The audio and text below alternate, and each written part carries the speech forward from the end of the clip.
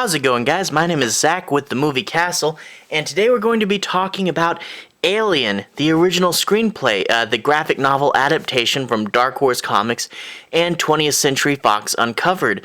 This is based on Dan O'Bannon's original draft for the movie Alien, so we get to see all the changes that were made from his original draft to the movie that Scott eventually made. Now, for those of you guys who don't know, I believe this is actually Dark Horse Comics' last Alien book.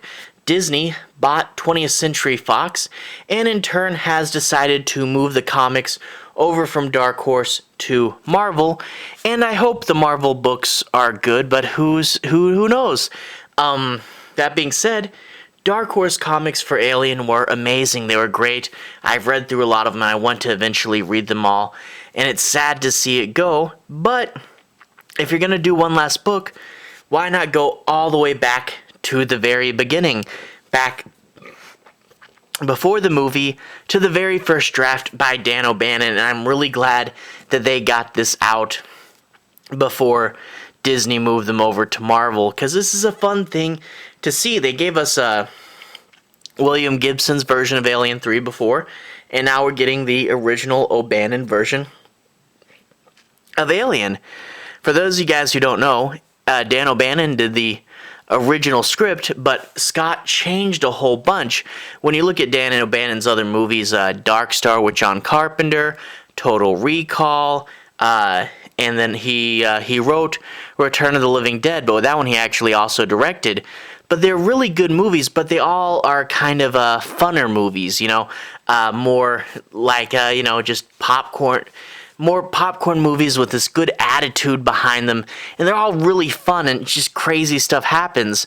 So when you see Alien and you know he has a writing credit for that, but it's so stoic and serious, you know that a bunch of stuff must have been changed along the way.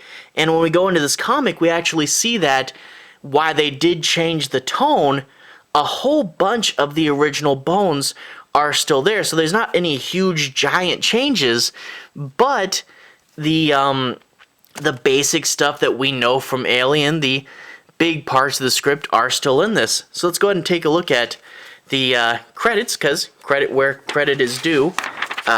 Alien, story by Dan O'Bannon, adaptation script by Cristiano Seixas, and art by Guilherme Balbi. I am sorry if I mispronounced any of those names. I'm not 100% sure how they're supposed to go. But if you want to see the rest of the credits, they're right there. And one thing I really like, this blurb here, in the following issues, it's a previously on, but in this one, it's actually a note on the adaptation. But really quick, thank you for doing previously ons. I love them, because after a month, you kind of figure what's going on. But anyway, the blurb in this one: this is an adaptation of Dan O'Bannon's original 1976 screenplay, originally titled Star Beast. The visuals and the design of the ships and the alien are based on the descriptions in the screenplay, which was written before the involvement of H.R. Giger, Mobius, or Ron Cobb. Now, there are a few things in here that I wonder how much description they gave him in the script. You know, some people have that side of the head shaved hairstyle in this book, which is kind of a modern hairstyle, so I'm thinking not everything was perfectly described in the script, so I'm wondering what they made up versus what was there. Now, there is, I know that the casting, the script that they got left all the characters with just the last name so they could be gender neutral and cast whoever. But I don't think that was true with this version of the script. I think that was a later idea that they did in this movie, but I don't know. And then there are a few things in here that I'm like, okay, they try to just be true to the original script, but there's a few times I see Giger creeping his head in a little bit in here, and hey, you want to make it look like Alien. But that being said, I debated what to do with spoilers for this book, and I've decided I might spoil the movie. I'm not going to try to, but no restraint on spoilers for that. I'm going to do a non-spoiler section really quick, and then I'm going to go into spoilers, but I won't actively try to spoiler it. I'm going to talk about what I want to talk about during the spoiler section. So let's dive right in. You open again on the sleeping ship, this time called the Snark. All the names are different. And you get to see the empty chair with the beeping. They wake up the crew because they have a transmission. So this is possibly going to be humankind's first encounter with alien life. There's Captain Standard there, which is, again, a funny name. Like the ship's name is Snark, and she's Standard. And then there's Martina Roby, so Roby instead of Ripley. So this is your Ripley equivalent character right here, Roby.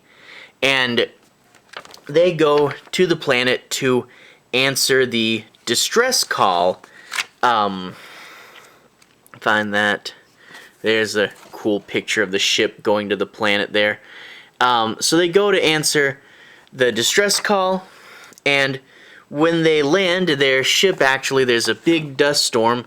It gets in their engines and they're stuck there for a bit while they clean out the engines. Well, while you're stuck on this cool planet, might as well do a little exploring. And the people decide to go and take a look at the space jockey's ship. This is the one they got the message from. So there's this comics version of the jockey ship. They go inside, and it's big and cavernous, and you have to get around with your grappling hook. There's lots of grappling hook exploring, very adventure in this section, you know. They find a single alien egg, but it's already hatched, so it's not dangerous, and they're okay for now. You can see the alien egg is more tentacly in this version of the script. But what did that egg get? Well, here we meet Dan O'Bannon's version of the space jockey, and he's much more angular. Now, one thing I thought was funny, they get home safely from the jockey ship in this one, but you want proof that you meant an alien, right? So they freaking take his head off and they put it on their table, which I thought was kind of funny. You even get on the next page Roby holding the head. It's on the table. She picks it up. I don't know. This is a funny Dan O'Bannon moment. But still being stuck there, they find a pyramid on this planet, a second location, and they begin to discuss that that the pyramid is the natives, and the ship they got the message from is someone who crashed and died on this planet. Well, crashed and couldn't get off before they died, so they send a team out to go and look at the pyramid. So much more action adventure heavy in the Dan O'Bannon version of the script, and again with the grappling hook there. You see the only entrance to the pyramid is on the very top. There's a little hole there. So they go in, and he gets a chance to look at some really cool alien architecture. So the aliens in this had a little bit more of a society than you might think. So alien architecture and a bunch of fresh eggs. And you all know what happens when you go and you look into an alien egg. There's a shot of the gooier eggs right there. But this guy, of course, gets the classic face hugger. Now in this one it is more squid-like and it goes around his head. It also talks about how there's little suction cups to make sure it sticks on good. So very squid-like.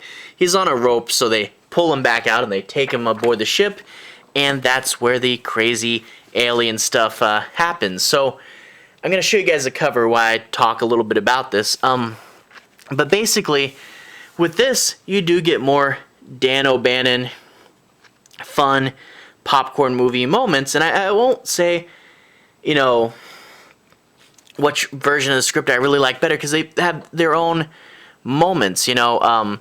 I think Ridley Scott is technically, you know, it's the better version, the Scott version. It's got all that stuff that Giger and Moebius added, and the ideas of reproduction are explored in much greater depth, and there's a lot more symbolism. But that being said, even though I think the Scott version is better, there's a whole lot to love with the O'Bannon version. It's really, really fun, and you do miss that in the Scott version. So it's a lot funner, more a popcorn movie, and there are different things. You know, they focus a lot on where the alien is and how to round it up and get it to go in the right place. And there's also like when Ripley or Roby doesn't want to break quarantine, the captain actually gets super mad at her, and actually they get into a little bit of a slapping fight because she almost didn't let her own captain aboard her own spaceship. So that is more in there as well. And there's a few changes, like there's no android in this. That came in a later version of the script. There was a version of the script where instead of a space jockey, they were retrieving an Earth ship, and they wanted the alien that someone had created as a weapon, and Wayland knew it was going to be on there, so they sent the robot because they knew the alien wouldn't eat it, and the crew was bait. But that idea was given up in that script, and they went back to the space jockey, luckily, but they left the idea that a crew was an android from that script in the final script. So that did come over. And then, of course, the biggest change is obviously the second location with the pyramid, which wasn't in the Scott version. But anyway, it's still a really fun version, and for as much was changed in the tone, like I said, all the big bones are still there. All the aliens' different steps and cycles are still there from the first one. You get the crew waking up out of hibernation to go investigate this distress signal, and the ending is very, very similar. So even though they changed a lot, the Alien movie, the Ridley Scott version, is all based on the bones that Dan O'Bannon laid out. So it's still very much a Dan O'Bannon movie. It's just the tone that's changed, and a lot of the middle with hurting the aliens changed, and lots of elements came and went. So it's very different, but very the same, which is weird, and it's cool to see two different versions. Like I said, technically the Scott version is better, but it is really cool to see this O'Bannon version. Very much like an O'Bannon movie, really fun and cool. Now go ahead and go and talk about more specific elements. So this is kind of the spoiler section, although it's not really my goal to spoil anything. Just talking about more specifics. Talking about wacky O'Bannon stuff. The opening of issue 3, they had tried to get the facehugger off, and we can see that the acid almost pierces the hull of the ship. There's this whole sequence where they go through all the different floors following the acid, and they think it might break their ship.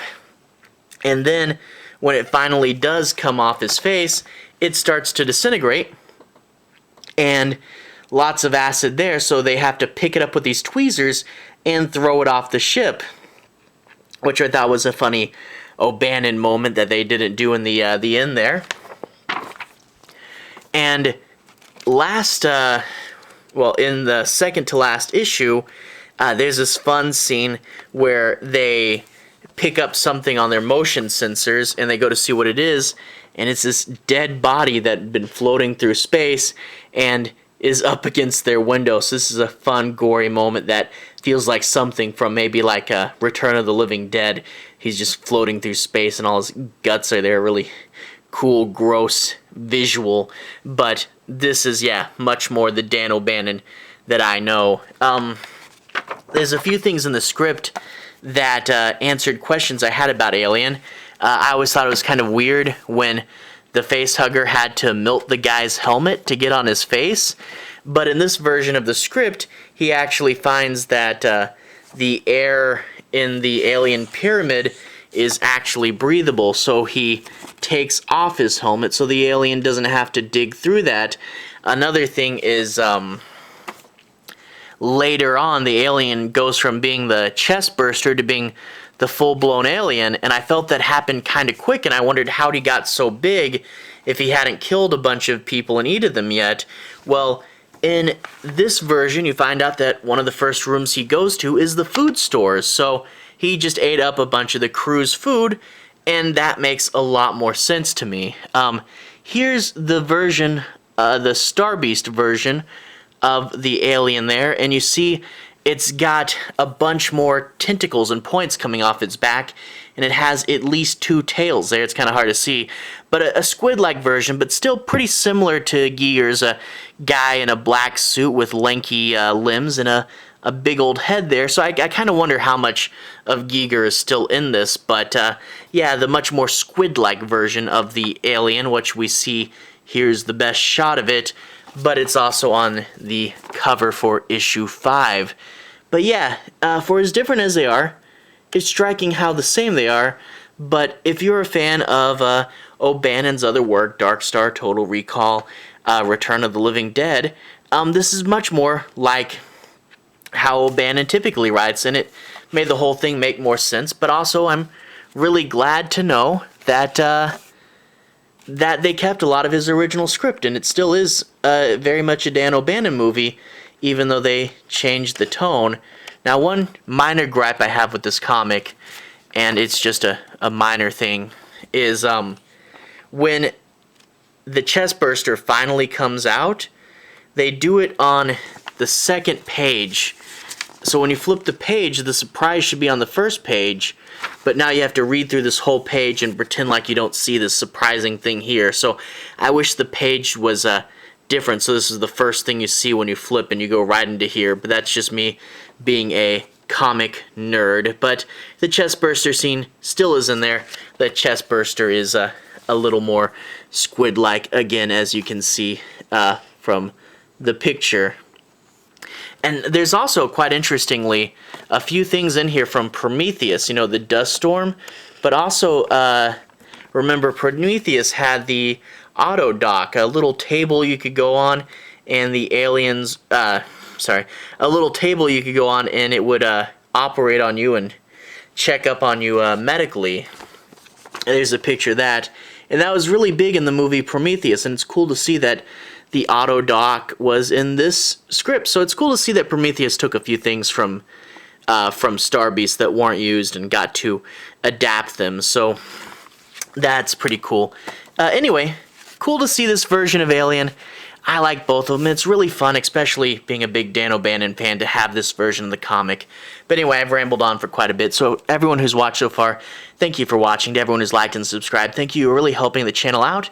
If you want to see more of my Alien comic reviews, I'll put a playlist on the bottom, and they should be in there.